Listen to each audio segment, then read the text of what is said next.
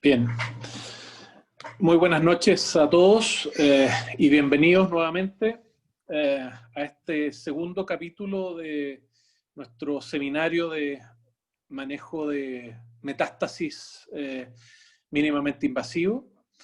Quiero agradecer la participación de todos y cada uno de ustedes. La verdad es que esta participación interactiva y preguntas que hacen realmente muy enriquecedor y muy bueno, así que les pido que por favor lo sigan haciendo y sigan participando de manera muy activa. Quiero agradecer al staff que ha participado en la creación de este curso, particularmente a Boris y a todo su equipo, al doctor Álvaro Silva, al doctor Santiago Gem, al doctor Marcelo Rizo. Sin ellos, la conformación de este equipo y el hecho de poder hacer este curso no sería posible. Dicho lo anterior, voy a comenzar esta segunda parte del seminario. Si me dan un momento. Aquí. Ok. ¿Se ve? Sí. Ok. Ahí está. Haciendo un pequeño sumario, resumen del capítulo anterior del seminario. Y que básicamente parte con esta interrogante que nos presenta el doctor Silva de cómo enfrentar realmente las metástasis en columna. Eso significa cómo clasificarlos a estos pacientes, qué tratamiento es el más adecuado que indicar y cuál sería el límite. Y es así como se presenta que en los últimos 10 años ha habido un cambio importante en el paradigma del tratamiento de las metástasis. Y de manera, a mi juicio, bastante brillante, el doctor Silva nos expone 6 puntos fundamentales en relación a este paradigma. El primero de ellos es en relación a este trabajo fundamental de Pachel, en relación a la comparación entre la descompresión y radioterapia posterior versus la radioterapia aislada, que era el tratamiento más bien clásico del manejo de las metástasis. Y realmente fue tal el impacto de este trabajo en el sentido de apoyar de manera muy fuerte la importancia de la descompresión y luego la radioterapia de estos pacientes con metástasis con invasión tumoral al canal, que por motivos éticos tuvo que ser suspendida su progresión. Como segundo punto, se ha visto en el último tiempo una mejoría significativa de la sobrevida gracias a las nuevas quimioterapias y inmunoterapias, y han transformado tumores o cánceres metastásicos, como puede ser el cáncer de próstata o de mama incluso, verdaderamente en enfermedades crónicas cuando son tratadas con estas nuevas técnicas. La introducción de la radioterapia de alta intensidad, la radioterapia estereotáxica, eliminó esa categoría o disminuyó de manera muy significativa esa categoría de ciertos tumores de ser radioresistentes.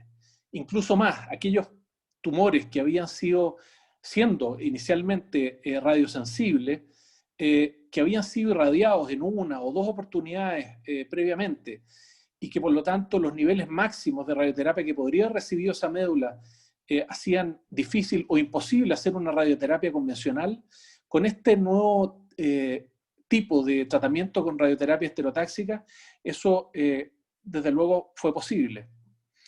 Otra de las cosas importantes y muy complementaria con lo anterior, es la cirugía de separación tumoral, muy promocionada, ¿no es cierto?, por uno de los creadores del sistema NOMS, que es el doctor Ilya Laufer, que permite básicamente aplicar radioterapia de alta intensidad estereotáxica sin riesgo de lesionar la médula y con bajo riesgo de recidiva, porque permite separar el tumor de manera efectiva del tejido neural. Probablemente quien es uno de los principales actores de este baile es la cirugía mínimamente invasiva. Y esto porque se ha visto que disminuye los riesgos quirúrgicos y de manera dramática la disminución de la infección, llevando las tasas de infección en estos pacientes a cercano a cero. Sabemos que con la cirugía convencional o tradicional las complicaciones pueden llegar a un 40%, como son la dehiscencia y la infección, pero particularmente la infección en tasas muy elevadas. Por lo tanto, la cirugía mínimamente invasiva vino a ayudar de manera muy importante y particularmente porque permite tener un acceso a la radioterapia, tal como lo conversamos en la reunión pasada, a una radioterapia muy precoz. Y finalmente, es en lo cual se solventa un poco o cuál es la base de este seminario, es el marco de NOMS, que básicamente permite un enfrentamiento multidisciplinario del paciente metastásico y permite definir una estrategia terapéutica muy ajustada a la condición de cada uno de nuestros pacientes. Y esto observa básicamente 4 puntos, que son el estatus neurológico, las consideraciones oncológicas, la estabilidad mecánica y la enfermedad sistémica. Y en cuanto al estatus neurológico, se refiere fundamentalmente al grado de infiltración del tumor del espacio peridural. Como podemos verlo en estas imágenes, puede ser de bajo o de alto grado. Y esto está clasificado por Bilski, ¿no es cierto?, del grado 0 al grado 3, en la cual hay una invasión tumoral importante del canal raquídeo, en la cual no se ve líquido cefalorraquídeo circundante a la médula. Y en ese sentido nos permite también orientarnos, y en base al trabajo que mencionamos previamente, qué pacientes se van a beneficiar realmente de hacerles una radioterapia solamente o fijación, o bien hacer un tratamiento de descompresión, de una cirugía de separación tumoral en algunos casos cuando esto es necesario, de tal manera de poder aislar la médula y poder aplicar entonces un tratamiento de radioterapia focalizada. Y hay algunas excepciones, por supuesto, como toda regla. Sabemos bien que el mieloma, el linfoma y el seminoma, por ejemplo, son tumores que son extraordinariamente radiosensibles y por lo tanto, en muchos casos, basta con que estabilicemos la columna y hagamos una radioterapia precoz para que podamos resolver el problema de la compresión neural. En cuanto al segundo punto, las consideraciones oncológicas, se refiere fundamentalmente a la radiosensibilidad del tumor. Y hemos visto que hay trabajos, ¿no es cierto?, que nos hablan de qué pacientes van a ser más susceptibles de ser tratados o va a ser más favorable el uso de la radioterapia versus otro tipo de tratamientos cuando no tenemos el acceso a una radioterapia estereotáxica. Y ahí podemos ver cómo se muestran aquellos digamos, tipos de tumores en los cuales es más desfavorable, siguiendo los distintos trabajos, para el uso de una radioterapia convencional, por ejemplo. El tercer punto es la estabilidad mecánica, la cual nos dice, básicamente, si este paciente que tiene una lesión metastásica en la columna va a requerir o no de una estabilización, y que lo divide básicamente en 3 puntos. De estable 0 a 6, con una estabilidad intermedia o en riesgo, que va entre 7 y 12, y definitivamente inestable más de 13. Y que observa varios puntos. La ubicación de dónde está la lesión, si es que hay un alivio de los síntomas cuando el paciente deja de moverse o está acostado, el tipo de lesión, si es lítica, blástica o una mezcla de ellas, si es que hay una alteración de la alineación, si es que existe o no un colapso del cuerpo vertebral, y si es que están o no involucrados las estructuras o elementos estabilizadores posteriores. Todo esto nos da un puntaje que, como decía, lo vamos a encasillar en cualquiera de estos tres grupos. La tierra de nadie, o tal vez cuando es más difícil poder tomar una decisión, es en el CINSS intermedio. Porque básicamente a veces uno no está muy seguro, ¿no es cierto?, si es que este paciente realmente requiere de ser estabilizado o va a bastar con hacer un tratamiento solamente de radioterapia o hacer una cementación del cuerpo vertebral o de frentón hacer una fijación. Existen algunos puntos que uno puede tomar en consideración para tomar esa decisión. Por ejemplo, el dolor mecánico, o bien que estos pacientes, uno considerar, por ejemplo, a nivel lumbar, el volumen del defecto del cuerpo, no da lo mismo una lesión más pequeña que una más grande, evidentemente, si es que hay compromiso del pedículo, o a nivel torácico, uno de los puntos que uno debe tomar en consideración de manera importante es el compromiso de la costo vertebral. Finalmente está la enfermedad sistémica, el nomograma SORG de Paulino Pereira, que básicamente considera todos los aspectos generales del paciente y nos permiten definir de alguna manera qué sobrevida, qué estimación de sobrevida tiene este paciente para orientarnos qué tratamiento le vamos a aplicar a este enfermo. Y así como podemos ver que parámetros como la hemoglobina, el conteo de glóbulos blancos, la edad, si es que ha tenido tratamientos previos, si es que existen metástasis viscerales o no, etcétera, etcétera, nos da un puntaje que finalmente nos va a definir de alguna manera o orientar la probabilidad de sobrevida que tiene este paciente a 30, a 90 días y a un año. Evidentemente, y considerando, perdón, este punto, esto es una orientación para nosotros como tratantes del punto de vista espinal, como cirujanos de columna. Sin embargo, y como partimos mencionando, esto debe ser un tratamiento de tipo multidisciplinario y finalmente quien lleva de alguna manera el tratamiento definitivo es el oncólogo. Por lo tanto, la interrelación que debemos tener con oncólogo, con los radioterapeutas, tiene que ser muy íntima para poder de alguna manera ofrecer el mejor tratamiento y más efectivo para estos pacientes. Aquí tenemos una tabla de resumen de cuál es la forma de aplicar el NOMS, que básicamente utiliza los parámetros ya mencionados, neurológicos, el punto de vista oncológico, si es que la columna es estable o no, desde el punto de vista mecánico, o si es que desde el punto de vista sistémico este paciente podría eventualmente tolerar una cirugía.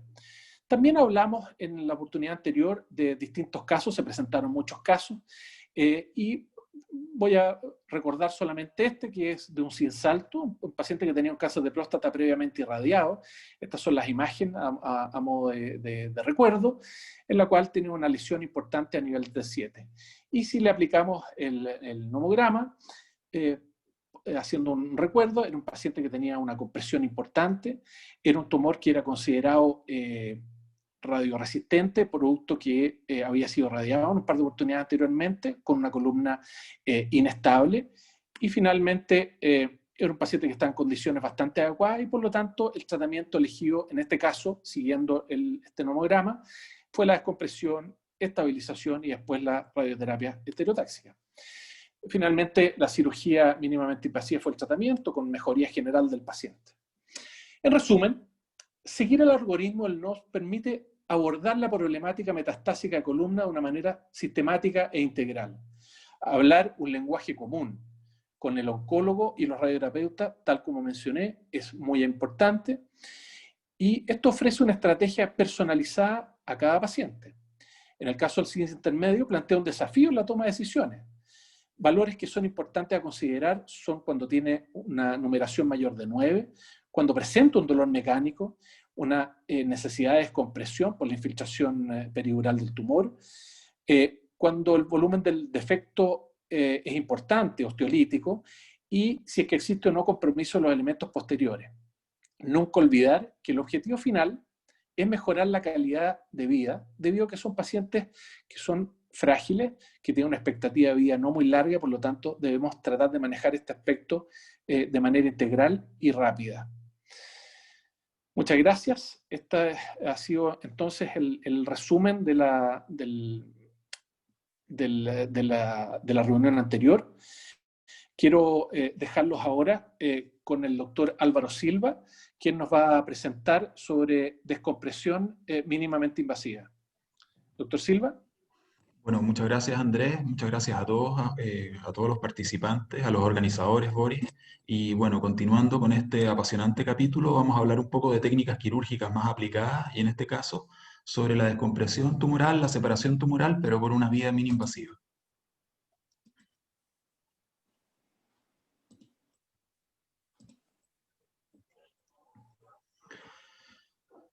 Entonces hablaremos de descompresión, separación tumoral por una vía mini-invasiva.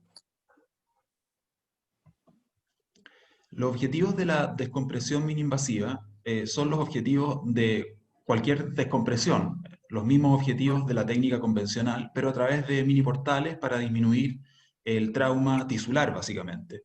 Y los objetivos son preservar o mejorar el estatus neurológico de estos pacientes con una metástasis vertebral, aliviar la compresión medular, que sea secundaria o radicular en algunos casos, y hacer espacio alrededor del cordón medular para evitar el daño por la radioterapia, lo que mostraba Andrés, para poder hacer una radioterapia de alta intensidad, muchas veces estereotáxica, y que no lesione la médula espinal por pasar muy cercana al tumor.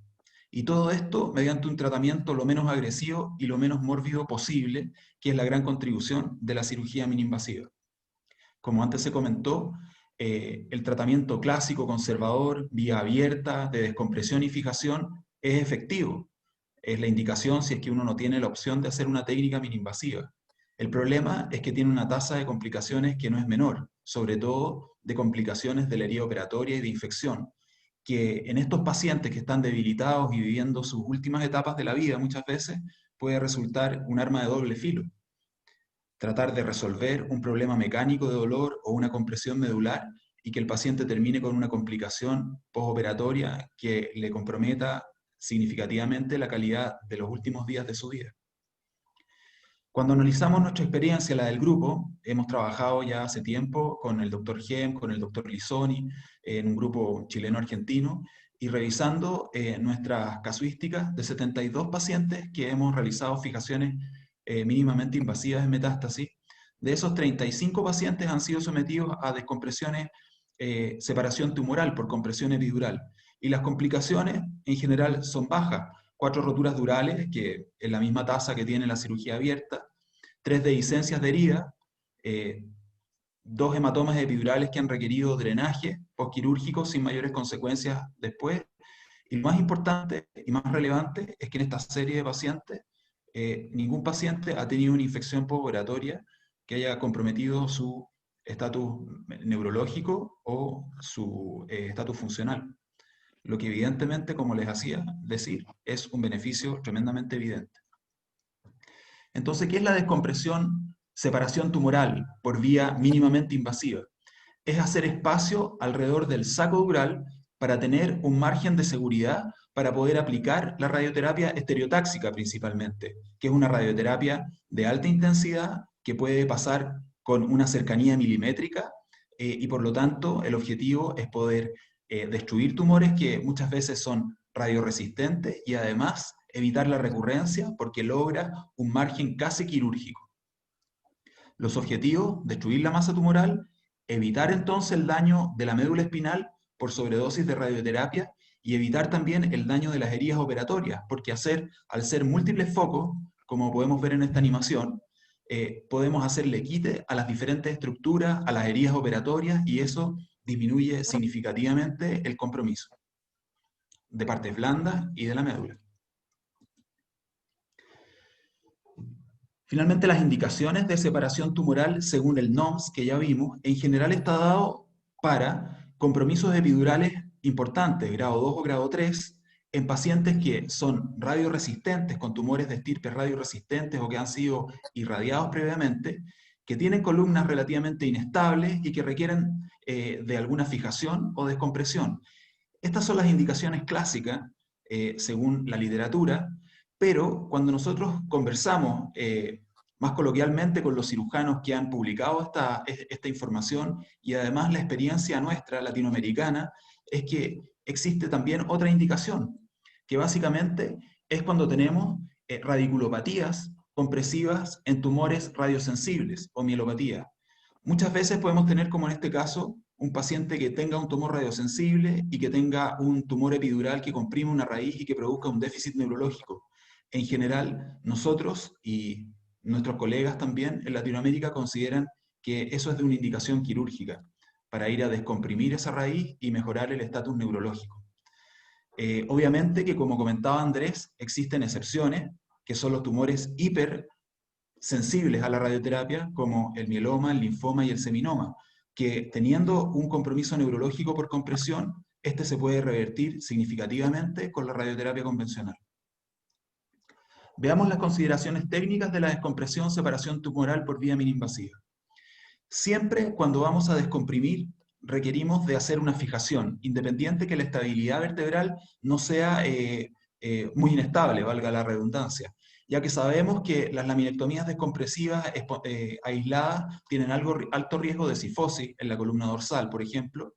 Hay mayor riesgo de compresión por colapso, ya que estamos sacando láminas, parte de articulares y estamos desestabilizando la columna, y si la dejamos así, puede seguir colapsándose y producir dolor o mayor compromiso neurológico postoperatorio. Y además, no tratamos el dolor mecánico. El dolor mecánico en general requiere de una estabilización, ya sea mediante fijación con tornillos o mediante la aumentación con cemento. Primero debemos planificar nuestra técnica quirúrgica. Y para eso tenemos que analizar las imágenes. Ya decidimos operarlo según el algoritmo del NOMS y la indicación ya está dada. Y ahora debemos ver cómo vamos a ir a enfrentar a este paciente desde el punto de vista de las dos acciones que hacemos como cirujano, descomprimir y fijar. Primero debemos definir los niveles a fijar.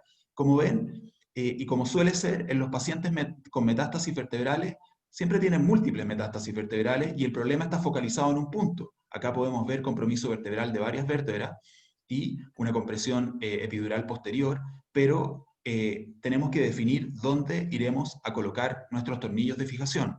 Para eso muchas veces nos sirve mucho el TAC, para ver dónde hay stock óseo para poder ir a anclar nuestro tornillo.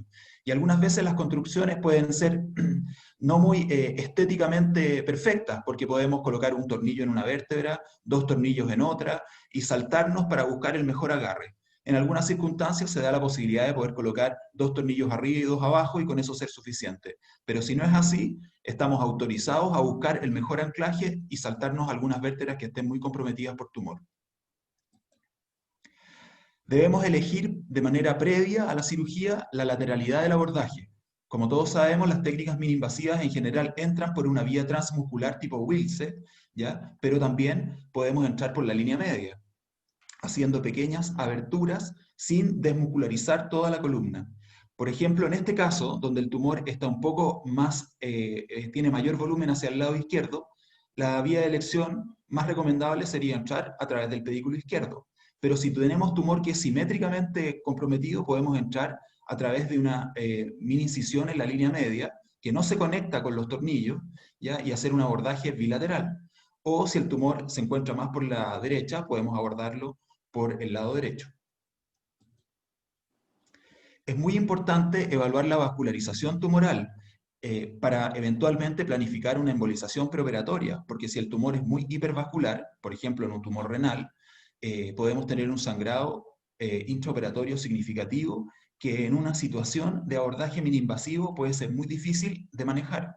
Por lo tanto, debemos, dependiendo del estirpe tumoral, como les decía, y también las características de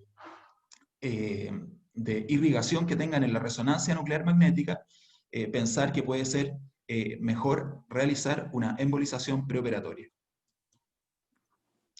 Otras recomendaciones que dependen del nivel donde se encuentra la metástasis es el uso de monitoreo electrofisiológico intraoperatorio. Si estamos a un nivel medular, es bastante útil, disminuye el riesgo de compromiso neurológico por nuestro acto quirúrgico y además también nos permite evaluar la recuperación de los potenciales evocados cuando el paciente tiene un compromiso neurológico de base, y con eso podemos saber también la calidad de nuestra descompresión.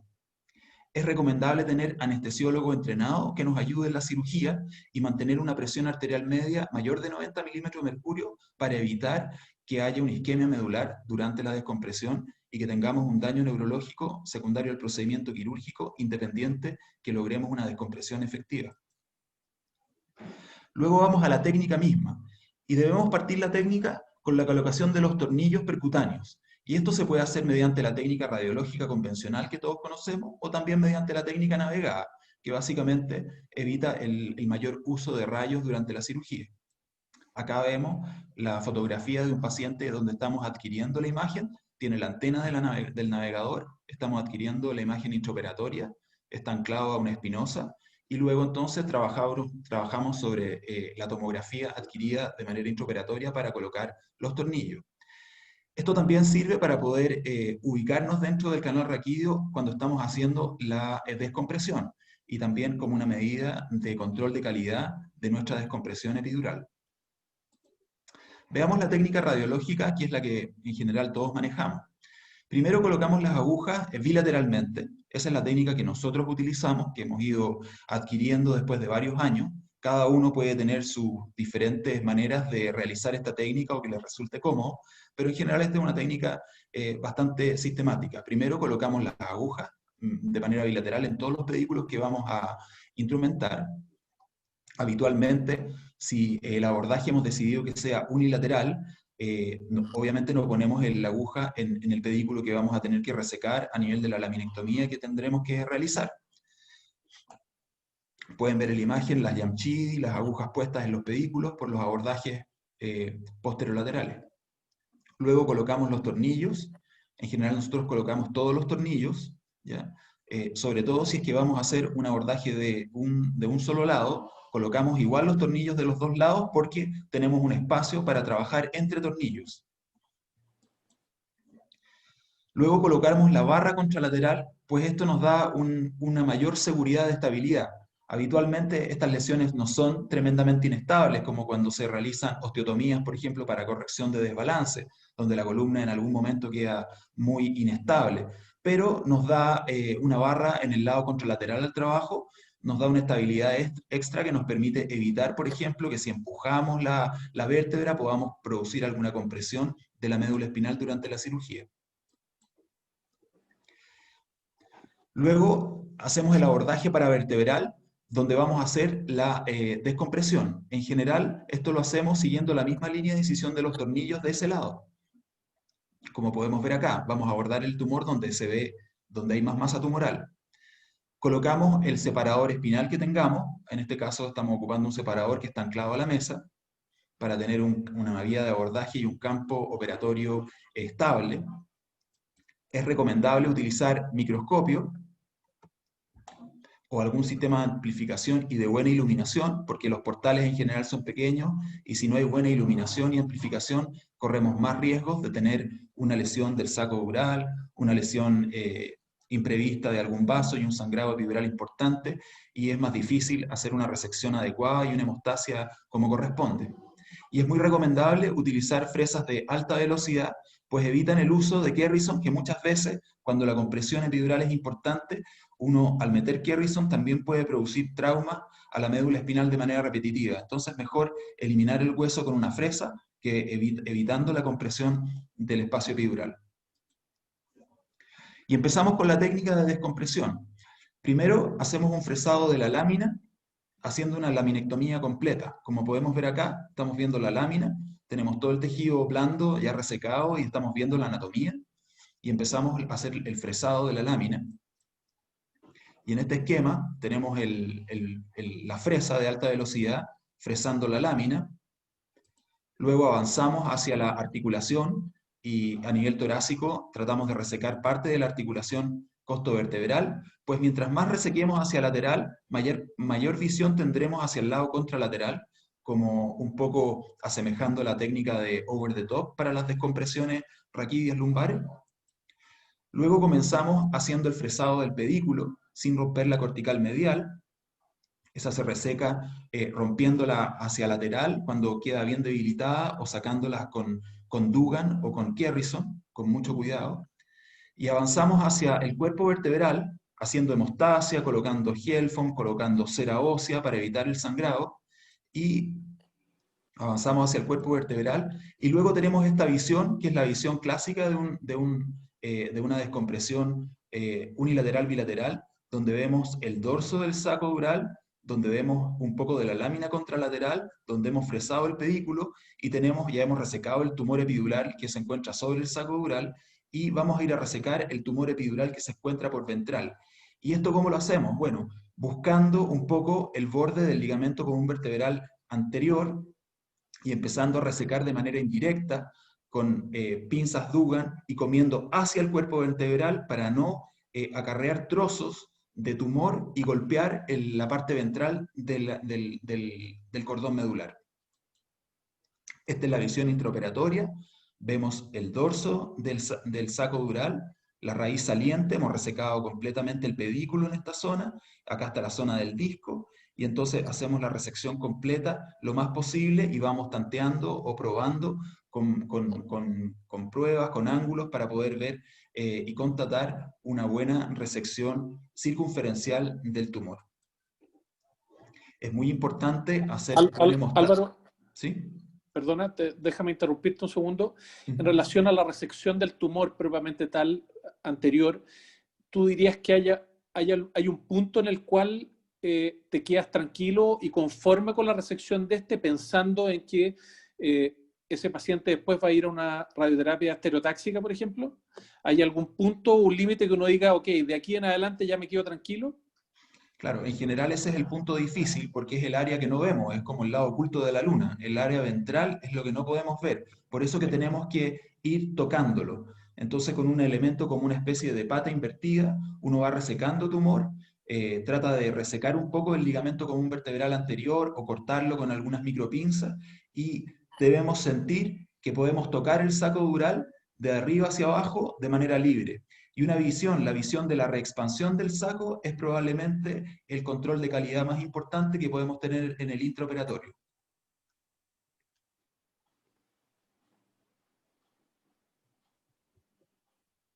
Como les comentaba, la hemostasia es muy relevante. Como vieron en nuestra serie, 2 pacientes tuvieron un hematoma epidural postoperatorio que requirió de revisión.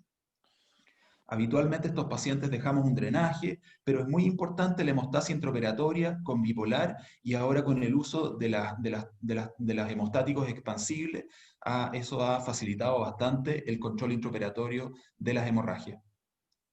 En relación a lo que comentaba Andrés, efectivamente, una manera de ver que la descompresión fue efectiva es ver que el saco dural se vuelve a expandir y que nosotros tocamos libre el aspecto ventral del saco dural y que tenemos un latido dural que sea evidente.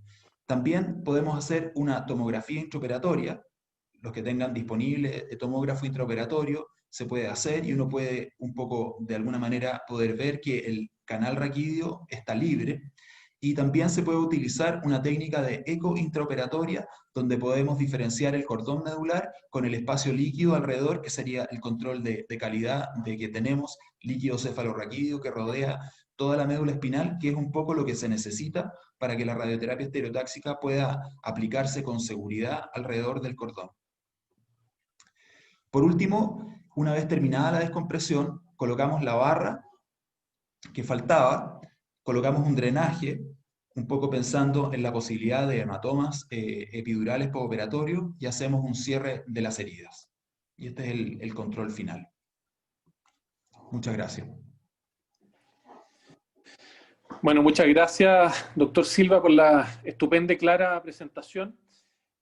Quisiera hacerte un par de preguntas, digamos, para si puedes comentar.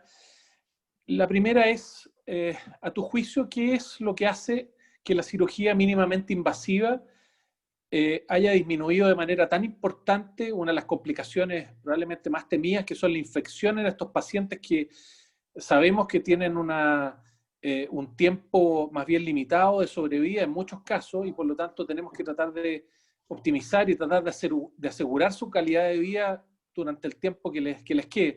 ¿Podrías hablar un poco en relación a eso? Sí, yo creo que básicamente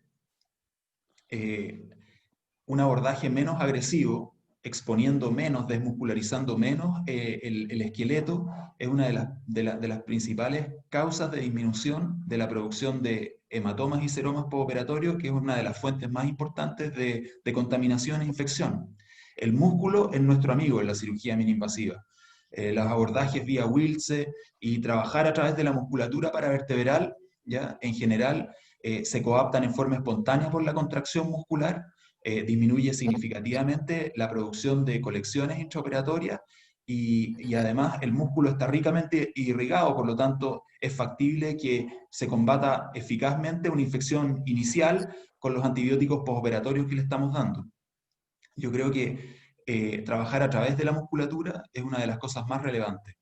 En la columna, en general, la línea media es la que tiene menos protección, menos vascularización. También alejarse de la línea media es muy útil. Aunque en algunos casos nosotros hemos hecho abordajes por la línea media, han sido muy limitados. Colocamos los tornillos por vía posterolateral percutánea, pero hacemos una mini incisión en la línea media para abordar cuando la compresión es circunferencial, para ir por ambos lados. También uno podría hacerlo por 2 incisiones transmusculares por los lados, pero resulta un poco más engorroso, más difícil y ocupa más tiempo.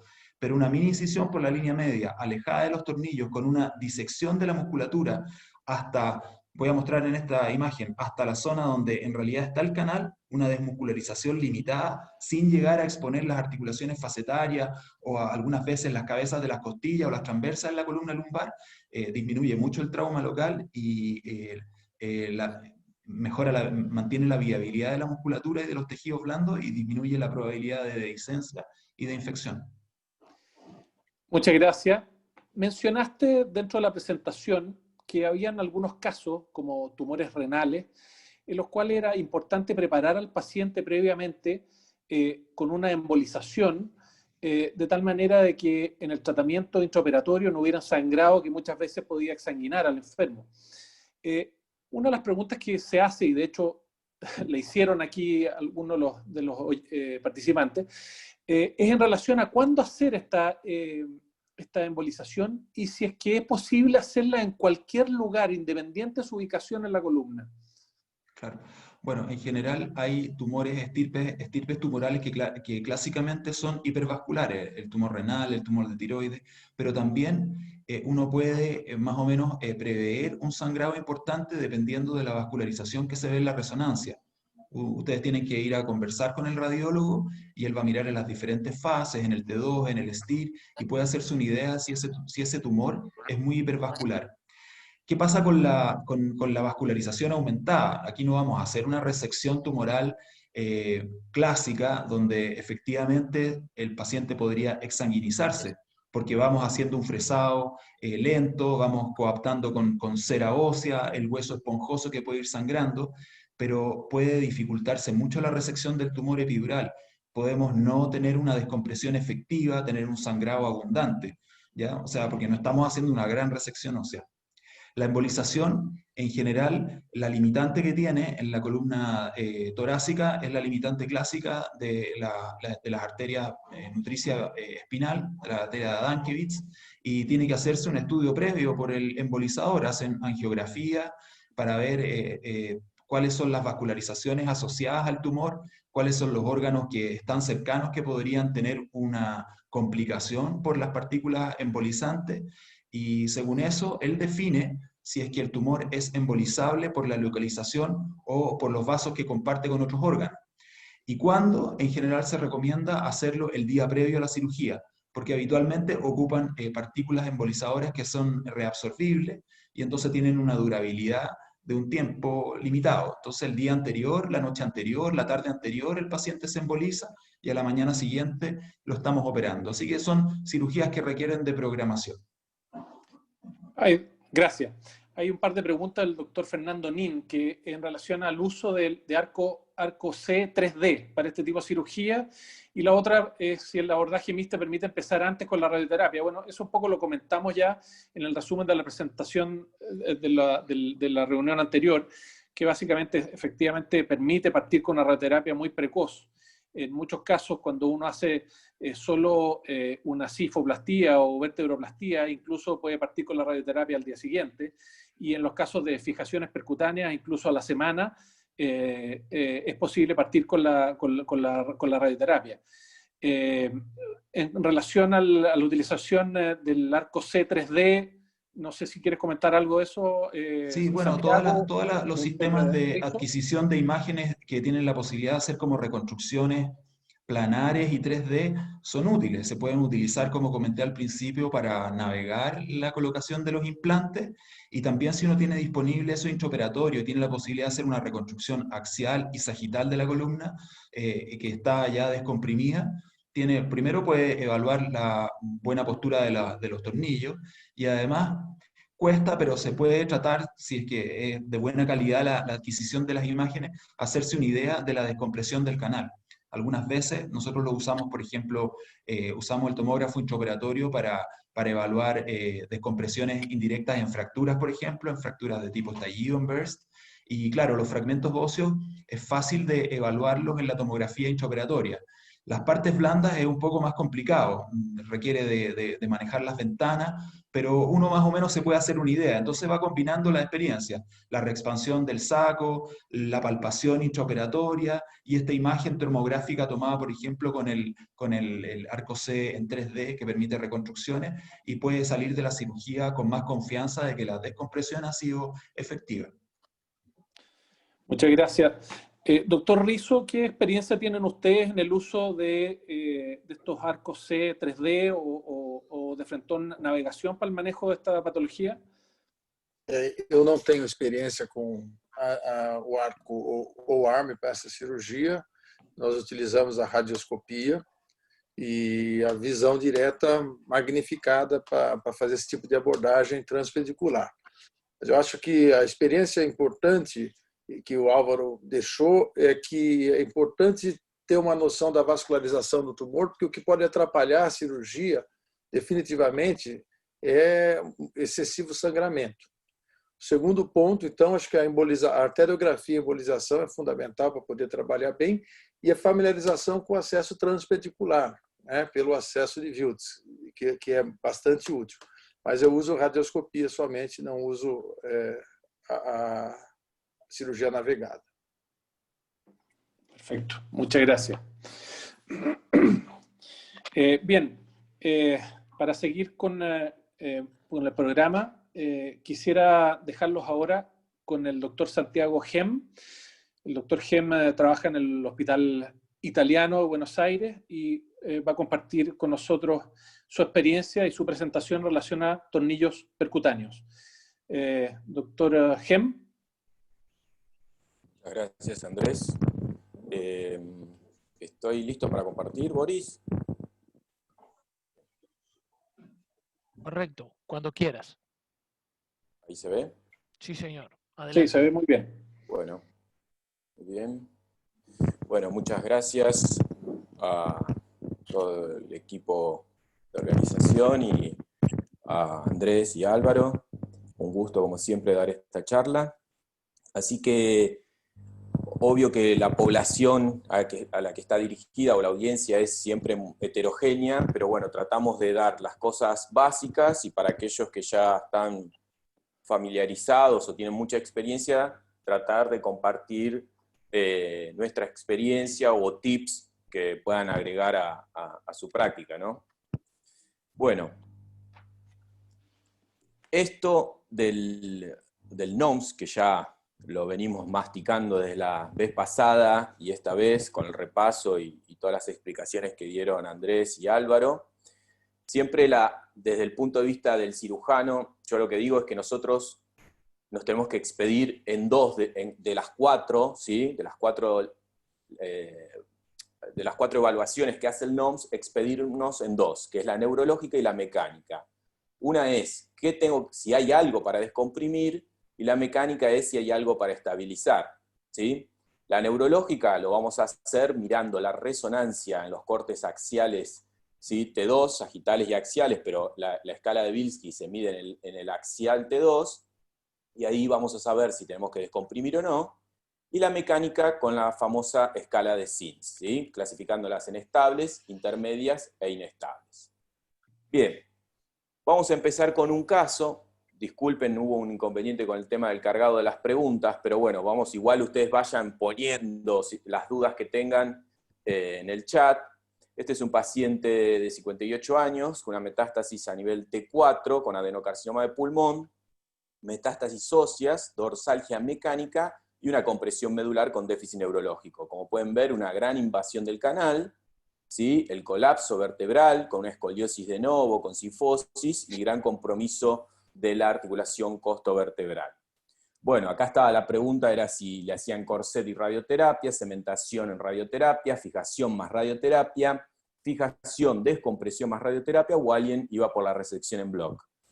Lo llamativo cuando uno hace este ejercicio, siempre hay respuestas para todos, así que, digamos, vamos a ir a lo largo de la charla respondiendo cuál es la línea de pensamiento que tiene, o la lógica que sigue el NOMS. A este paciente, ¿sí?, lo analizamos aplicando el algoritmo. En la neurológica nos preguntamos, ¿existe algo para descomprimir? Nosotros sabemos que los altos grados de la escala de Bilski, que son los 2 y los 3, hay que descomprimir, excepto que fuera un mieloma, un linfoma, un seminoma, que son tumores altamente radiosensibles. Como en este caso no lo es, ¿sí?, en nuestro paciente tiene un grado alto, requiere descompresión. Y la otra variable que nos tenemos que expedir es si hay que estabilizarlo. Sacamos el cálculo del NONS, ¿sí?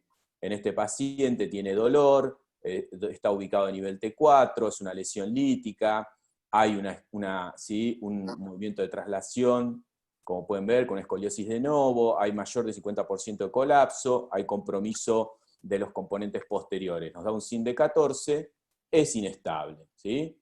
Entonces, tenemos, por un lado, que requiere descompresión y hay que estabilizar.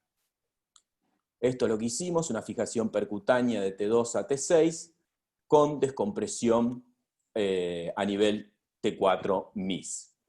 Este caso se los traigo, digamos, ahora vamos a ver otros casos donde por ahí el algoritmo les va a resultar más útil, porque como digo yo, este caso, si lo ve con todo el respeto, el portero del edificio sabe que hay que descomprimirlo y estabilizarlo, ¿no? No le estoy diciendo ninguna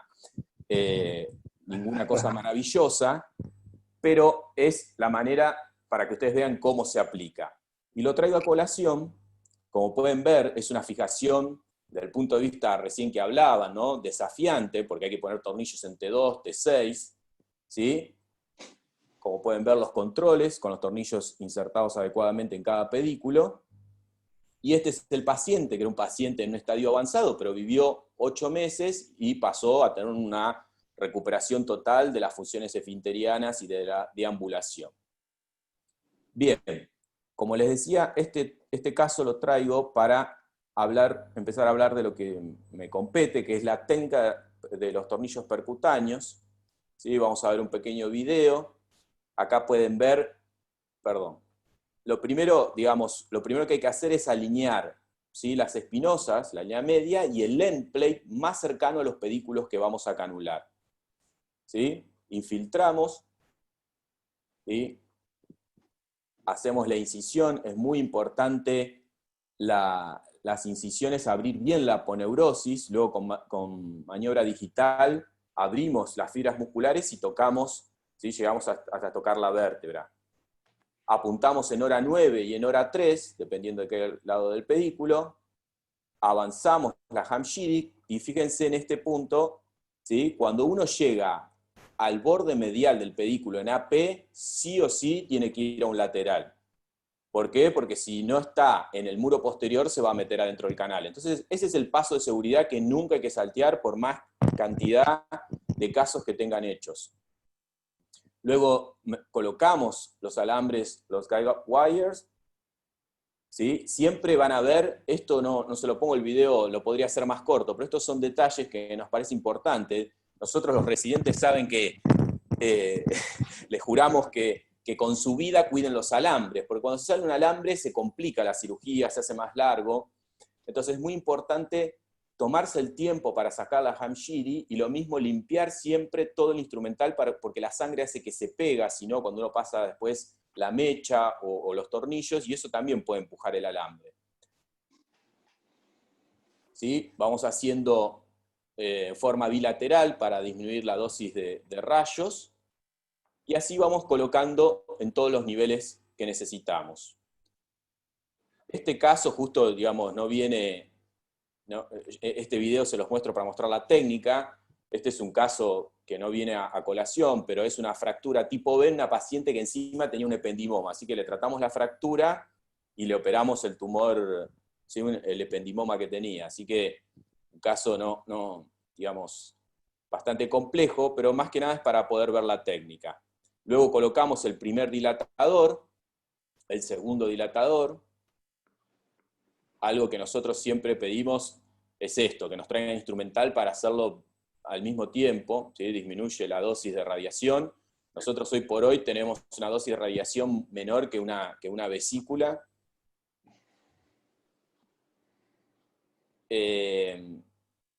Por supuesto que al principio uno se irradia mucho más. Después esta maniobra también es muy importante, fíjense, lo que estamos haciendo es sacar la punta de la mecha, del mango, ¿para qué? Para en todo momento tener control sobre el alambre, ¿sí? Porque ese es un paso donde uno, si saca directamente, si saca directamente la mecha, se puede traer consigo el alambre, ¿sí? Entonces, es muy importante este paso para lo que les decía, es cuidar todo el tiempo de evitar que se salga un alambre. ¿Por qué? Porque es tiempo y riesgo de complicaciones. Nosotros, después les voy a explicar bien el caso de metástasis cómo hacemos, pero bueno, siempre el primer paso en todo, ya sea para degenerativo, ¿sí? para tlifo, para una descompresión metastásica, siempre ponemos todos los alambres y después hacemos la descompresión. Acá ya estamos colocando, ¿sí?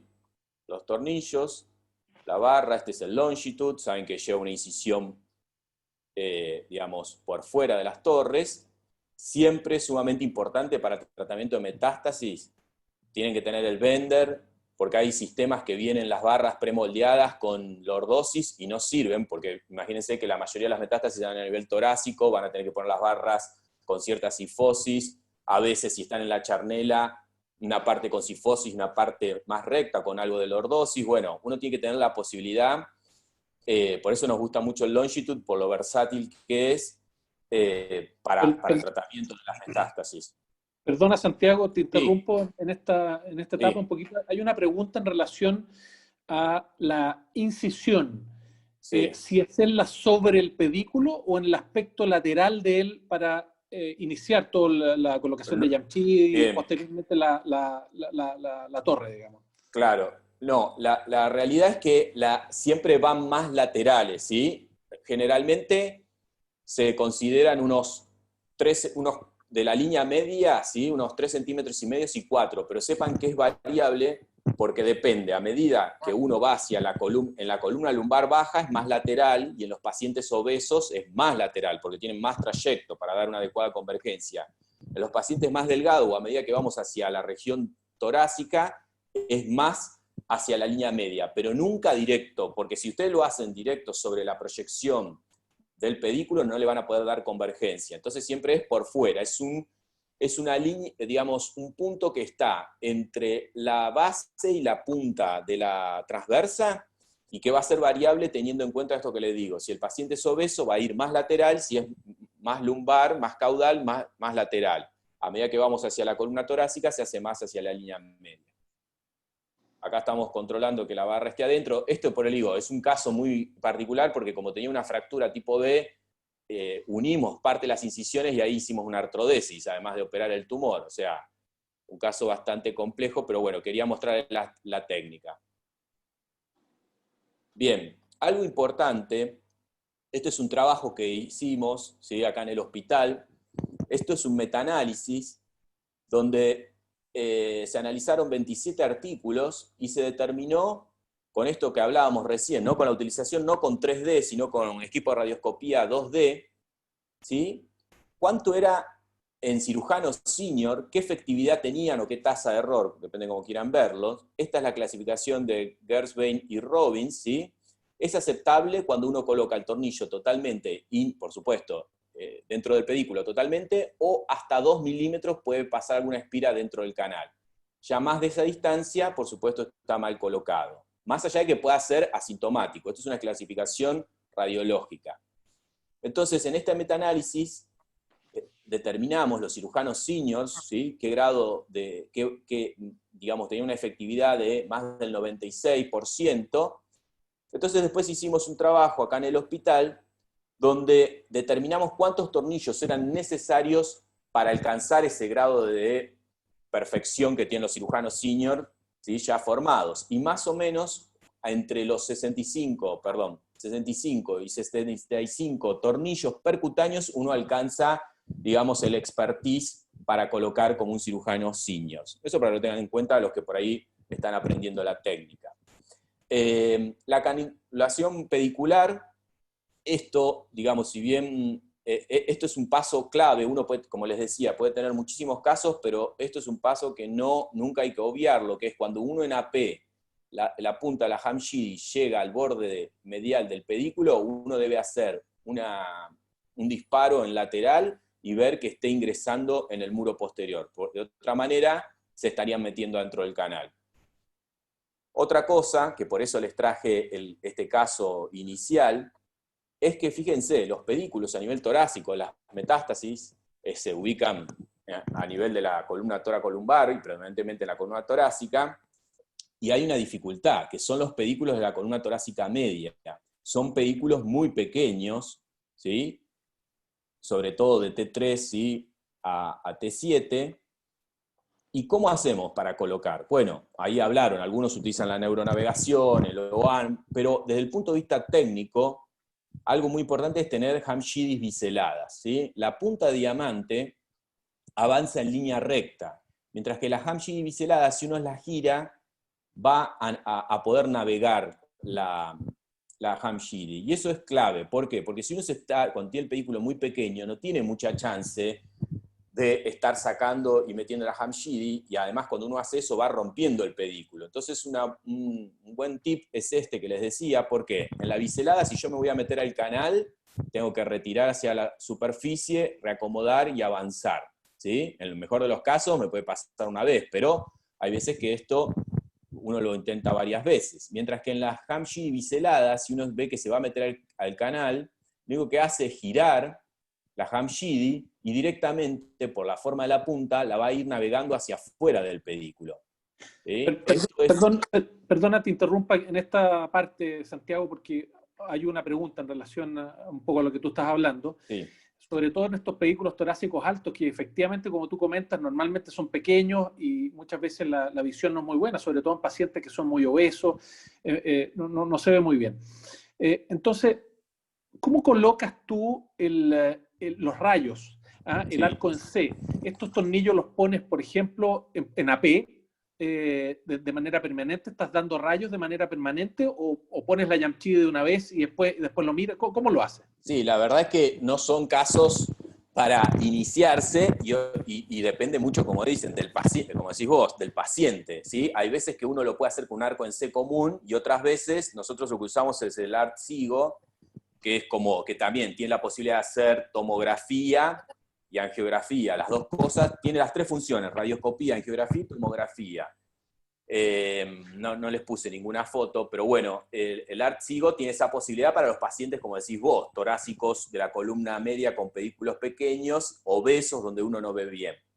En aquellos donde la anatomía nos favorece, bueno, lo hacemos en AP y perfil, ¿sí? Con los brazos en posición de nadador, bien hacia adelante, pero por supuesto que hay que estar seguro, y otra cosa que hacemos, siempre pedimos a la casa de ortopedia que nos mande el sistema abierto, porque uno tiene que estar preparado por si hay una dificultad, si tiene arco en C y no tiene posibilidad de tener OARM o esta tecnología, tiene que tener la posibilidad de pasar a la técnica abierta.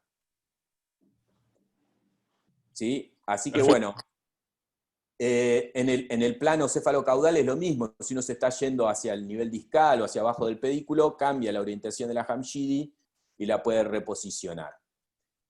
La colocación de la barra también es muchas veces desafiante en estos pacientes. ¿Por qué? Porque lo que decía Álvaro, que a veces, ¿no?, uno va salteando, muchas veces nos pasa, saltear niveles, a veces justo el pedículo donde tiene que ir a poner el tornillo también está comprometido. Entonces, hay veces donde la barra es importante, es larga, y lo que le decía, tienen que tener, el Longitude es muy versátil, la verdad, para eso, pero tienen que tener la posibilidad de poder bendear la barra, porque si los sistemas que traen prebendeado no la van a poder colocar o se le va a arrancar todo, ¿sí? Algo importante en estos casos es, en el caso del Longitude, ¿sí?, como uno viene de una incisión alejada de las torres, eso debe hacerlo bajo control radioscópico para no irse de plano, ¿sí?, y no, digamos, no producir alguna complicación, un neumotórax o meterse con la barra en el retroperitoneo, ¿sí? O sea, parece, digamos, por ahí una exageración, pero es algo que conviene hacerlo bajo control radioscópico. En relación, perdona, a la colocación de la barra, ¿te es indiferente ponerla de cefálico o de caudal? Bueno, generalmente buscamos, en estos casos así desafiantes, a veces vemos de dónde, no es lo mismo. Inclusive hay veces que la barra la tenemos que agarrar en una posición, no sé cómo explicarlo, pero con el tomabarra puesto como de lateral, porque no es fácil poner una barra que tenga una parte sifosis y otra parte lordosis. Sí. Lo elegimos. Vemos la anatomía y lo que pensamos que nos va a ser más fácil, si de cefálico a caudal o de caudal a cefálico. Inclusive, lo admito, muchas veces hemos intentado desde caudal y tenemos que hacer una incisión de arriba porque, bueno, no podemos y buscamos de la otra forma. Pero generalmente, con la experiencia, uno va dándose cuenta de dónde es más fácil colocarla. En el sextant, la verdad es que para patología degenerativa, por supuesto que lo usamos. Para metástasis está limitado, porque sería para fijaciones cortas de la columna lumbar, ¿sí? ¿Por qué? Porque el sextant tiene esto, que viene con la barra premoldeada, lordótica, y bueno, y sería para una fijación corta. Así que nosotros para metástasis, todo lo que es patología tumoral, usamos Longitude. Por esto que les decía que es mucho más versátil. Las correcciones, ustedes saben que los sistemas MIS tienen como esa debilidad, que es no se pueden hacer compresiones o distracciones como con los sistemas abiertos. Por eso en trauma, digamos, en eso es como una pata floja en algunos casos. Pero lo que es patología metastásica es distinto, porque generalmente el paciente, cuando uno lo coloca en la mesa, ¿sí?, con los realces, ya por el solo posicionamiento uno logra corregir, y después puede hacer cierto grado de compresión, y algunas maniobras de distracción y compresión se pueden hacer. No esperen grandes correcciones, pero se pueden lograr. Por ejemplo, en este paciente, fíjense, una mujer de 66 años con un triple negativo, CIN de 13, a nivel T12, y a lumbar 2 un CIN de 9, ¿sí? Entonces a la de 9 le hicimos una cementación, y a la de arriba, la T12, que era inestable, una fijación corta. Después, por ejemplo, esto lo van a ver, le va a pasar, es lo que les decía. En este caso de múltiples metástasis, una paciente de 40 años con un luminal B, esta paciente con múltiples metástasis, uno donde tiene que calcular el CIN para cada vértebra, y muchas veces cuando empieza a diseñar la cirugía se da cuenta que donde va a terminar, esa vértebra también está afectada y tiene que saltearla o seguir una más. Lo mismo, se pueden hacer correcciones en el plano coronal y en el plano sagital, ¿sí?, con buenos resultados para lo que es la patología oncológica. Santiago, ¿es una limitación para ti una vértebra infiltrada para colocar un tornillo? ¿O cementas esa vértebra y la utilizas igual? Claro, ¿O depende de algunos factores? Claro, sí, vamos diseñando la estrategia un poco tal cual, lo que vos vas diciendo. A veces hacemos una fijación corta y la cementamos, a veces ponemos un tornillo del lado del pedículo que está bien, y el otro que está infiltrado lo salteamos. vamos haciendo distintas estrategias, pero a veces es verdad que el pedículo, si está muy comprometido, no va a tener agarre, ¿no es cierto? A nivel de la descompresión, lo que les decía, colocamos en tanto patología degenerativa como tumoral los alambres. A nivel de la patología degenerativa, la técnica está descrita y se llama KCS Technique, ¿sí? Porque es primero el alambre Kirchner, luego el cage, y por último los tornillos, screw. Bueno, esa misma la extrapolamos a la patología metastásica y hacemos lo mismo, ¿sí? Generalmente colocamos, o como mostraba Álvaro, uno coloca los tornillos y la barra del otro lado y hace la descompresión y coloca finalmente la barra. Eso porque tiene varias ventajas. Primero, que al poner los alambres, ¿sí? los que no tengan tanta experiencia en colocar el tubo, no se van a perder nunca. ¿Por qué? Porque la descompresión va entre medio de dos alambres. Entonces, eso les da bastante velocidad para ubicarse en los primeros casos. Mientras que si uno pone el tubo y no tiene ninguna referencia, utiliza mucha más radioscopía. Y otra cosa sumamente importante, van a tener menos cantidad de urotomía accidental. ¿Por qué? Porque ustedes piensen que si hacen primero la descompresión y después empiezan a trabajar con Hamshidi, bueno, ya quedó el saco dural expuesto y ustedes están trabajando en el Hamshidi, ante el mínimo imperfección en la técnica o digamos, cualquier cosa que puede pasar, pueden tocar con la punta de la Hamshidi el saco dural y producir una durotomía. Entonces, en cambio, ustedes se quedan tranquilos, hacen la descompresión, exponen la dura madre, y después los tornillos los van a bajar por alambre guía y no van a tener ese problema. Entonces, esto me parece bastante importante para evitar esa complicación. Finalmente, la cirugía mínimamente invasiva, por supuesto que tiene menos dolor, menos sangrado, todas estas ventajas que ya la bibliografía apoya, pero a veces los pacientes hacen un espasmo muscular en las primeras 24 o 48 horas, así que nosotros los infiltramos, ¿sí? Con esta solución que hizo el departamento de dolor, con una solución con una mezcla de ropivacaína, ketorolac y Precedex, infiltramos bien el plano muscular y el plano subcutáneo. Y también lo dejamos con miorelajantes. Bueno, vamos a hacer algunos casitos para integrar todo lo que dijo el doctor Lisoni, Andrés, que dijo en la parte de repaso, después lo que estuvo hablando el doctor Álvaro. Así que acá tenemos un paciente de 61 años con un cáncer renal, ¿sí? Con una recidiva, metástasis en suprarrenal, tratada con radioterapia, inmunoterapia, o sea, un paciente ya bastante complicado venía, ¿sí? Con no muy buena respuesta a los tratamientos, y vemos esta imagen, esta lesión lítica, esta metástasis renal. Bueno, es un Bilski 2, las preguntas para ver si descomprimimos o estabilizamos, un SINS 12, acá estábamos, ¿no? La idea era que ustedes pudieran responder qué hacíamos, pero bueno, si era un corset y radioterapia, cementación, fijación más descompresión, o resección en bloque. Quizás, Santiago, dado que no está en la alternativa de votación, podrías ir comentando tal vez cada una de las alternativas y decir por qué sí o por qué no, digamos. Bien. Sí. Bueno, sí, ahora, perfecto. Bueno, el cáncer de riñón, la verdad es que el corset más radioterapia es cuando uno, digamos, es muy paliativo, ¿no es cierto? En este caso, aparte piensen que el cáncer de riñón es un tumor radioresistente, por lo cual la radioterapia ya previamente irradiado no esperamos que vaya a ser magia en esta masa que está invadiendo el canal. Cementar una vértebra que ya está invadiendo el canal, uno tiene riesgo aún más y con el muro posterior comprometido, que se fugue el cemento, ¿sí? y aumentar la compresión. Hacer una fijación, tenemos un SIN de 12, ¿sí? Fijación más radioterapia sola, como les decía, es un tumor que no pensamos que va a responder a la radioterapia. Entonces, sí o sí hay que agregar una descompresión.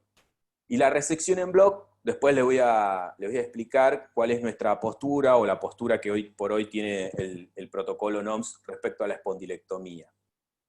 Así que hay que descomprimir sí, hay que estabilizar sí, y como bien ya estuvieron hablando, en este paciente, por supuesto, lo que dijo Álvaro, el cáncer de riñón es un tumor que sangra mucho, así que lo embolizamos previamente, hicimos una fijación, y una descompresión MIS. Esto es lo que les decía, hay que recordar los tumores que son radioresistentes desde el punto de vista de la radioterapia externa, pero no para las dosis ablativas que utiliza la radiocirugía, que puede actuar sobre todo tipo de tumor. Lo que estuvieron recalcando tanto vos, Andrés, como Álvaro, ¿no? De la importancia de separar la médula del tumor para poder dar esas dosis ablativas, ¿sí? Porque es nuestro órgano a riesgo. Entonces, sí o sí necesitamos una distancia. Esto, ¿sí? Cuando uno ve el tumor, es lo que le llama la radiocirugía el GTB, pero por fuera hay otra cosa que se llama el CTB, que es cubrir las áreas donde puede haber patología subclínica. Por eso uno puede ampliar ese volumen. Santiago, aprovecho de interrumpirte, Sí. porque alguien hizo una pregunta por ahí, si era lo mismo la radioterapia estereotáxica que la radiocirugía. ¿Son sinónimos? Sí, en columna se llama SBRT, ¿sí? Es lo mismo. Es el nombre, digamos, correcto, que es dar dosis ablativas, generalmente son 27 grays, generalmente se hace hipofraccionado en 3 veces o en 2, pero serían sinónimos, pero lo más correcto es decir SBRT, ¿sí? Y lo que le estaba contando acá es que en la columna, a diferencia de cerebro, tiene mucha importancia el CTB, que es lo que uno contempla, que eso está hecho por consensos internacionales, es donde se presume que, según donde esté localizado el tumor macroscópicamente visible en las imágenes, donde hay patología subclínica. Y uno va a ir a cubrir y a dar dosis ablativas ahí también. Y además, después hay otra expansión más, que es el PTB, que es por cualquier margen de error que pudiera haber, es una ampliación más que uno hace. A todo eso, uno le va a aplicar la dosis ablativa. Pero lo que decía hoy Álvaro, la importancia es que acá en este esquema ustedes ven la médula centrada con espacio, pero nuestros tumores, como el de recién, vemos que se acerca a las estructuras nerviosas. Este justo es a nivel de la caudequina, pero bueno, en la médula es lo mismo. Entonces lo que hacemos es esta cirugía que Álvaro les explicó muy detalladamente, es colocar, ¿sí?, nuestro separador, acá tenemos el cuadrant, inclinar la mesa y hacer como una laminectomía, como una sustracción pedicular, y uno va sacando de la cara ventral, ¿sí?, el tumor, como bien les explicó Álvaro. Esto es esquemático para que por ahí pueda entender, porque por ahí cuesta, ¿sí? Uno se va metiendo con el drill, generalmente con curetas, con pinzas, y va descomprimiendo desde la cara ventral. Hay veces que uno lo hace, como decía Álvaro, en forma unipedicular, y otras veces la compresión, o porque uno requiere una descompresión circunferencial, entonces uno a veces entra en forma bilateral. Y después se utiliza para la SBRT, que es la radiocirugía en este caso, la fusión nosotros usamos fusión entre resonancia y tomografía, algunos grupos utilizan la mielotomografía. Bueno, acá vemos otro caso que la verdad quiero compartirlos porque me parece muy interesante compartir el concepto que tiene el protocolo NOMS en este tipo de tumores, y se van a ahorrar, creo que, muchos dolores de cabeza. Esta es una paciente de 55 años con un mieloma múltiple agresivo. Empezó con dorsolumbalgia mecánica muy intensa, y vemos varias lesiones, ¿sí? El mieloma, esta mujer pobre debutó con el mieloma de golpe, muy incendiada, como decimos nosotros, con múltiples lesiones metastásicas. Les tomé varias para analizar, pero fíjense esta, me interesa que vean bien. T6, es un grado 3 de Vilsky. Miren la compresión medular. No hay líquido cefalorraquídeo, esto es el corte axial T2, donde se mide la clasificación de Vilsky, es un alto grado, y al no ver nada de líquido cefalorraquídeo es un grado 2. Si viéramos un poquito, es grado 3. Si viéramos un poco, es grado 2. Y fíjense la médula totalmente comprimida. Vamos a los otros niveles, ¿sí? Esto es un grado 1. La clasificación grado 1 tiene subdivisiones, pero no se preocupen, quédense en este caso con grado 1. T9 grado 1, T12 grado 1. ¿De acuerdo? Entonces tenemos una que es un Vilsky de alto grado, grado 2 y 3. y las otras son de bajo grado. Vamos a calcular el SINS y, para ser más rápido, ya se los calculé, nos da T6 de 6, T8 7, T9 7 y T12 13. O sea, la única que realmente es inestable es T12. Entonces, según esta pregunta, ¿no? Si tenemos que descomprimir, si tenemos que estabilizar, bien, la que potencialmente deberíamos descomprimir es T6 y estabilizar es T12. Bien, esta sabemos sin D13 es inestable, la vamos a tener que fijar, así que olvídense de eso. Y la idea acá era votar qué hacían con esta, con la vértebra de T6, que es un grado 3, la médula está comprimida y está estable. Entonces, si le hacían radioterapia, si la cementaban, más radioterapia, fijación más radioterapia, fijación, descompresión más radioterapia. Lo que hicimos, ¿sí?, es una fijación de la vértebra que estaba inestable, la T12, pero fíjense acá arriba, en T6, que esto es lo que más importante que me interesa, en realidad en todos los niveles, pero en T6 es muy significativo, ¿no? La imagen, fíjense cómo se borró todo lo que había dentro del canal, ¿sí?, con radioterapia, sin necesidad de hacer una descompresión. Entonces, por eso, ¿se acuerdan que había una excepción? Decíamos que los grados 2 y 3 de Bilski los descomprimíamos, excepto que fuera un mieloma, un linfoma, un seminoma, porque son tumores altamente radiosensibles. El caso del linfoma es altamente quimiosensible. Si fuera un linfoma, a veces ya en la primera infusión sienten alivio los pacientes. Entonces, estos casos, si llegamos, tenemos toda la estructura montada y la conectividad necesaria con el equipo de radioterapia y oncología, uno puede evitar descomprimir el canal y evitarse una complicación, ¿sí? Porque fíjense, acá no tuvimos que hacer nada, solo fijamos la vértebra de forma percutánea y se terminó. Y este concepto de hacer una cirugía, me gusta mucho un artículo de Bilski que se llama When Less is More, es esto, hacer la mínima cirugía para ese paciente para cumplir con los objetivos que dijo Álvaro de, ¿no?, recuperar las funciones neurológicas, calmar el dolor, los objetivos quirúrgicos. Entonces, en estos casos de linfoma y mieloma es muy importante tenerlo en cuenta la excelente respuesta. A diferencia, esto sería la contracara del tumor renal, o los tumores de tiroides que no responden así como el mieloma y el linfoma. Santiago, Sí. en relación a la infiltración peridural que mostraste en este caso, u otros también, sobre todo los Bilski 2 y 3, que en general no, y es una de las preguntas que hicieron aquí, que no consideran la parte clínica y el grado de compromiso clínico del paciente, desde el punto de vista neurológico me refiero. ¿Ah? Sí. Entonces, ¿cómo consideras tú eso y cómo lo tratas? Es decir, ¿es un paciente que potencialmente le vas a dar un tratamiento corticoidal, por ejemplo, para manejar previamente o durante, digamos, el tratamiento a este paciente que tiene compromiso neurológico?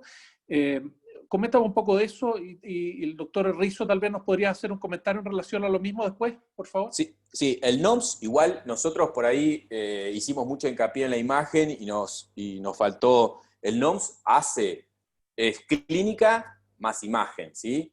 La N, la neurológica, es la evaluación si el paciente tiene signos de mielopatía o radiculopatía, ¿sí?, en el caso de que esté por debajo de lumbar 1, y la evaluación del corte T2 del axial, ¿sí?, el axial donde está la mayor zona de compresión. Esas dos cosas, es clínica más imagen el NOMS, así que por supuesto que lo tenemos en cuenta. Y una de las cosas que utilizamos desde ya es la utilización de corticoides.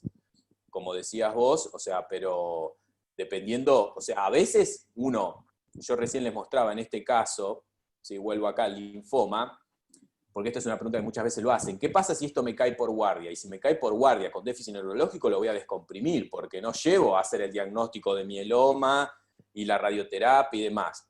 Y no es que va a estar mal. Pero bueno, si hay una sospecha, una cosa es un mieloma o un linfoma de diagnóstico inicial a través de una patología en la columna, y otra cosa es que el paciente se sabe con ese antecedente, ¿sí? Entonces muchas veces, muchas veces no siempre lo conversamos con los oncólogos o hematólogos y ahí tomamos las conductas. Si sospechamos que es un linfoma, por ahí uno, o un mieloma, puede darle corticoides y activar, digamos, todo el sistema, como les decía, de radioterapia. Y bueno, y si el paciente está con déficit neurológico y no se puede activar, obvio, en la balanza costo-beneficio hay que descomprimirlo. ¿Sí?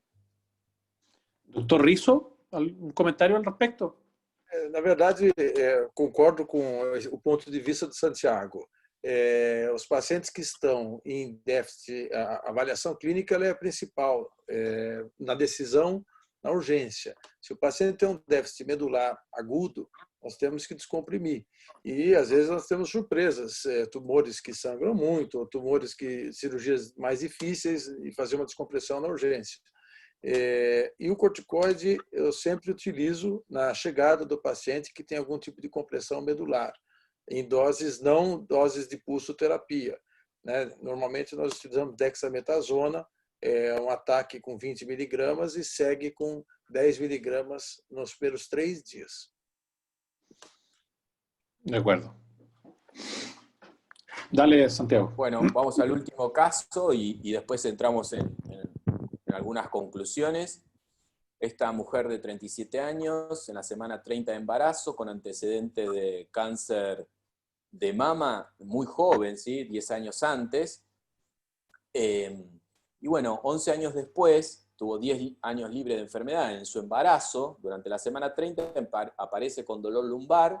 Acá pueden ver el bebé.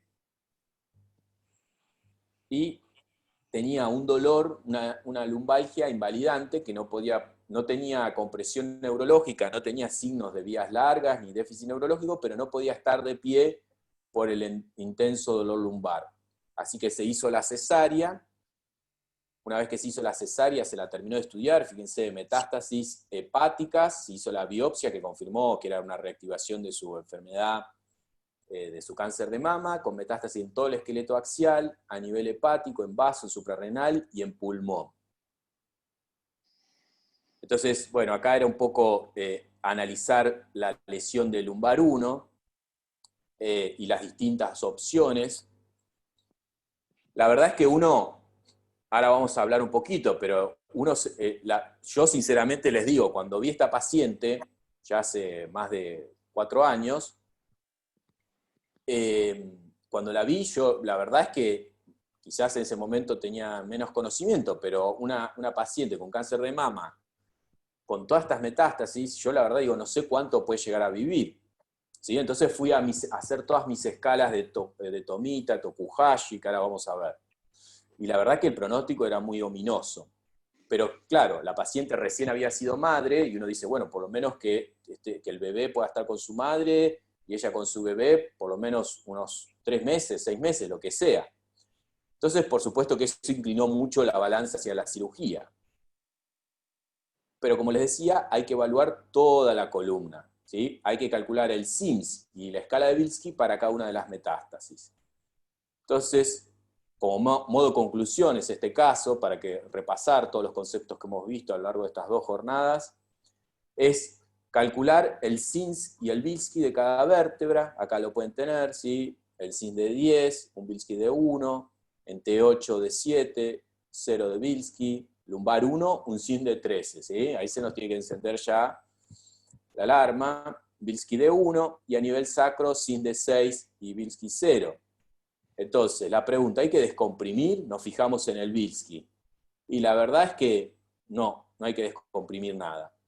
¿Sí? Porque clínicamente, ni tampoco imagenológicamente, había algo que lo justifique. Vamos a estabilizar. ¿Qué tenemos que estabilizar? Y el sacro, que tenía 6, no hace falta, y el resto, T7 y T8, son potencialmente inestables, mientras que el lumbar 1 es inestable. Aplicando el algoritmo, como les decía, la oncológica es qué tratamientos hay posibles, la sistémica es el pronóstico, si el paciente va a tolerar esa cirugía. El cáncer de mama es un tumor radiosensible, y como les decía, fuimos y le aplicamos nuestras tablitas, ¿no? El Tokuhashi, Tomita. La verdad es que uno aplicando eso, como les decía, salvo el que mostró a Andrés, el nomograma, salvo eso, el resto, la verdad que el pronóstico era muy ominoso. Nos basamos siempre, ya no usamos casi ninguna tablita, pueden usarlas como ejercicio, pero en lo que nos dice el oncólogo. Bueno, ¿qué es lo que hicimos? Esta fijación percutánea, T11 lumbar 3 y vertebroplastía de T7 y T8. De las que eran potencialmente, inestables, cementación, y la que era inestable, una fijación clásica, 2 niveles por arriba, 2 por abajo, seguido desde ya del tratamiento estándar, que es la radioterapia. Convencional porque es un tumor radiosensible. Acá la vemos a la paciente a los 3 meses, al año, ¿sí? Haciendo una vida totalmente normal, y después, esta foto es de la cuarentena, ¿sí? Esto es este verano en la playa, ¿sí? Sin ninguna falla en el constructo, llevando una vida sin ningún problema. Entonces, algunas conclusiones de todo lo que estuvimos viendo es que no nos olvidemos que la cirugía oncológica, si bien tiene este objetivo del alivio del dolor y demás, en un equipo de fútbol, por eso traigo esta imagen, o sea, más allá de que Messi va a querer meter goles o el arquero va a tratar de que no le metan goles, cada uno tiene por ahí un objetivo dentro de un equipo, el objetivo final va a ser ganar el partido. Bueno, entonces en la patología metastásica no nos olvidemos de eso, que vamos a tener que recuperar las funciones neurológicas, el control del dolor y demás, pero hay un objetivo primordial que es mejorar la calidad de vida, y eso no hay que perderlo de vista, porque por ahí uno hace una cirugía muy grande, con un impacto muy importante a ese paciente, y no puede completar los tratamientos oncológicos. Entonces no sirvió de nada, porque, digamos, no cumplimos capaz con el objetivo de estabilizar la columna, pero el paciente muere por no completar los tratamientos o porque se complicó la cirugía. ¿Por qué cirugía MIS y no abierta? Como les decía, la verdad es que, bueno, a nivel de la descompresión y estabilización son igual de efectivas MIS y abierta, así que si el algoritmo NOM se puede aplicar sin ningún problema para cirugía abierta, pero la cirugía MIS tiene esto que estuvimos hablando de menor dolor, menor pérdida hemática, y en nuestra experiencia, en la experiencia también, en esto lo hablamos siempre con Andrés, con Álvaro y otros colegas, es esto que no se infectan los pacientes con cirugía MIS de tumores. Y eso es algo sumamente importante por esto de rápidamente empezar con la radioterapia y los tratamientos de quimio. El CINS indeterminado, como conclusión lo vimos el otro día, ¿sí? Esto el valor absoluto de más de 9, hoy Andrés ya lo repitió, el dolor mecánico, jerarquizamos mucho el dolor mecánico, y como en esta paciente el defecto osteolítico a nivel lumbar tiene mucha importancia, mientras que a nivel torácico tiene mucha importancia el compromiso de la costovertebral. ¿Cuántos niveles fijamos? Lo clásico es 2 por arriba, 2 por abajo, pero ya vieron cómo en algunos casos no podemos porque la vértebra está infiltrada, o desde hace un tiempo también hay ya Ilya Laufer, ¿no? Tiene varias publicaciones y otros autores de fijaciones cortas con tornillos cementados también, debido a que estos pacientes tienen, ¿no?, un mal stock óseo, así que estamos haciendo nuestra experiencia también con esa técnica con muy buenos resultados. La espondilectomía, que yo se los puse en todos los casos, les puse alguno, siempre vota que pone la espondilectomía. La espondilectomía, ¿sí?, los grupos más importantes, estaría indicada para metástasis solitaria con tumor primario controlado y generalmente tendría indicación en tumor renal y de tiroides. Ese es el único donde, digamos, valdría la pena hacer una espondilectomía, y de todos modos, fíjense, los grupos de mayor experiencia tienen una tasa de complicación importante, y la radiocirugía mostró el mismo control local, ¿sí? Así que nosotros la espondilectomía la reservamos para los tumores primarios, donde ahí sí cambia radicalmente, ¿sí?, porque uno puede curar al paciente, y a nivel de las metástasis utilizamos cirugía MIS combinada con radiocirugía. La biopsia es otro paso sumamente importante, siempre que se pueda hay que biopsiar la lesión. Por supuesto, cuando hay una metástasis única, más todavía. La técnica de biopsia que recomendamos cuando hay metástasis única, por las dudas de que no vaya a ser un tumor primario, siempre es la técnica coaxial, ¿sí? Que se pasa a través de una aguja, como acá, una Hamshidi, se llega al borde del tumor y por dentro se pasa a otra aguja donde se toma la muestra, para no hacer el seeding, la contaminación del pedículo. De este tema ya se habló, también le damos mucha importancia a embolizar los tumores que pueden llegar a sangrar para la cirugía de separación, como bien dijo Álvaro, y también muchas veces en los tumores torácicos, que vamos a ligar alguna raíz y demás, y vamos a hacer descompresión, hacemos la embolización para disminuir el sangrado y también para ver dónde está Dankiewicz, ¿sí? En el 80% sabemos que está entre T8 y lumbar 2, del lado izquierdo, así que bueno, a veces también depende de la estrategia quirúrgica que vamos a hacer, necesitamos saber dónde está. La falla en el constructo, como pueden ver, esta chica que les mostré, de 3 años y medio, sin ninguna falla en el constructo, a pesar de que no se pone injerto, acá no hay fusión. A nivel de la bibliografía publican entre un 2 a un 8%, ¿sí? Laufer tiene un artículo que los casos que requieren revisión fueron del 2,8%. ¿Por qué? Porque los pacientes generalmente se mueren antes de hacer la falla, ¿sí? Tenemos un trabajo multicéntrico entre Chile y Argentina, y la verdad que es alrededor del 4% la falla que tenemos nosotros, la mayoría es radiológica, ¿sí? La sobrevida, como les decía, si uno utiliza todas las tablas de sobrevida, terminan siendo inexactas, porque hoy por hoy hay un avance, y un cáncer de mama, como les mostré, triple negativo, tiene una sobrevida completamente diferente a un luminal A, por más que tenga metástasis en el hígado y en pulmón. Entonces esa información necesitamos que el oncólogo nos la brinde, lo mismo que todo lo que hay con biología molecular. Así que estas tablas no las utilizamos más. ¿Por qué? Porque esto que le explicaba, la biología molecular hoy hace que, más allá de la estirpe celular, esa otra información de mutaciones y genes cambia drásticamente la respuesta a los tratamientos y a la sobrevida del paciente. Y esa información es una formación de un experto, no podemos nosotros, o sea, como cirujano podemos tener idea, pero es muy importante acá, clave la palabra del oncólogo. Así que esa es lo que nosotros tomamos en cuenta para decidir el pronóstico. Por último, sepan que las fracturas, ¿sí?, patológicas no tratadas en cáncer de mama se vio muy claramente, y en otros tumores aumentan directamente la mortalidad, porque es el inicio de una cascada de eventos desafortunados que sufren los pacientes oncológicos. ¿Por qué? Porque tienen dolor, porque pierden la deambulación, hacen tromboembolismo pulmonar, entonces aumenta la mortalidad. Eso, ¿por qué los digo? Porque digo, una cirugía que, la verdad, como pueden ver acá, no es una cirugía demasiado compleja, es poner tornillos percutáneos, 2 niveles por arriba, 2 por abajo, el impacto que puede tener sobre la vida de un paciente, ¿sí?, y su familia. Y por último, este artículo es muy interesante, donde dicen que poner en la balanza esto que hablábamos del pronóstico, en realidad el cirujano lo que más debe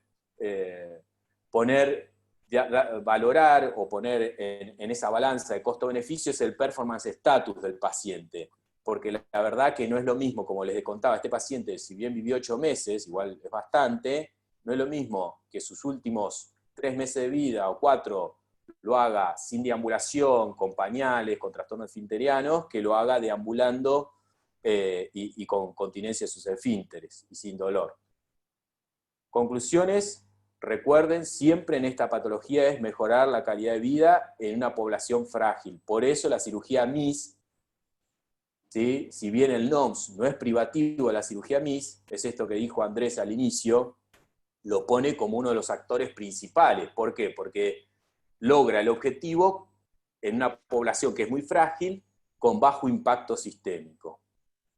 Y otra cosa, ningún algoritmo reemplaza la experiencia de los cirujanos seniors, sino que la complementa. Esto es, saber un algoritmo no quiere decir saber manejar metástasis. Hay muchos cirujanos que quizás no conocen el algoritmo y tienen el mismo manejo. Muchas veces después de esta charla me han comentado cirujanos con mucha experiencia que contestaban las preguntas igual que con el algoritmo NOMS. Lo que ayuda a este algoritmo es a que todos tengamos un lenguaje en común, a que los que están aprendiendo rápidamente pueden incorporar quizás conceptos que los cirujanos más grandes incorporaron a lo largo de toda su vida y por ahí cuesta transmitir. creo que lo más, digamos, lo mejor, la mejor combinación es el algoritmo NOMS con la experiencia de los cirujanos más grandes. Bueno.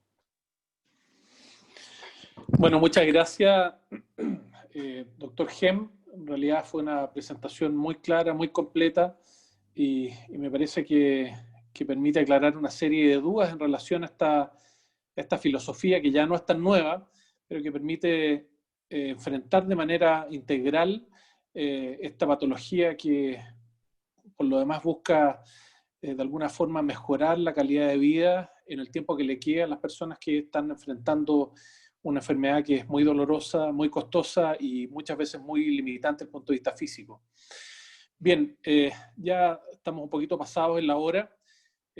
Quisiera agradecer nuevamente a Boris por la posibilidad de hacer este tipo de seminarios. Sin la ayuda de él y todo el equipo de Medtronic no sería posible esto. Quiero agradecer especialmente al doctor Álvaro Silva, al doctor Santiago Gem y Marcelo Rizzo por su participación, por sus presentaciones, por la generosidad de compartir su experiencia respecto a este tema. Y quedan todos cordialmente invitados a la última sesión, que es el próximo día martes, en el mismo horario, de tal manera de poder dar un cierre redondo para este tema que ha sido muy exitoso y muy interesante por lo demás. Muchas gracias a todos. Boris, no sé si quieres hacer algún comentario. No, muchísimas gracias a todos. Disculpen un poco que nos estiramos en la hora, pero nos daba pena interrumpirlo a Santi, que venía con una presentación excelente. El martes que viene vamos a cerrar con tratamiento con cifoplastía y con tratamiento de radioterapia, ¿sí? Así que vamos a cambiar el traductor. Los speakers son brasileros el martes que viene, así que el traductor traduce para el otro lado, portugués a español. Pero los invitamos entonces a todos para el martes próximo. Gracias Andrés, gracias Álvaro, gracias Santi, gracias doctor Rizzo, enorme trabajo y gracias a todos por sumarse a esta invitación. Muy buenas noches. Buenas noches, gracias. Buenas noches. Gracias. Buenas noches, hasta luego.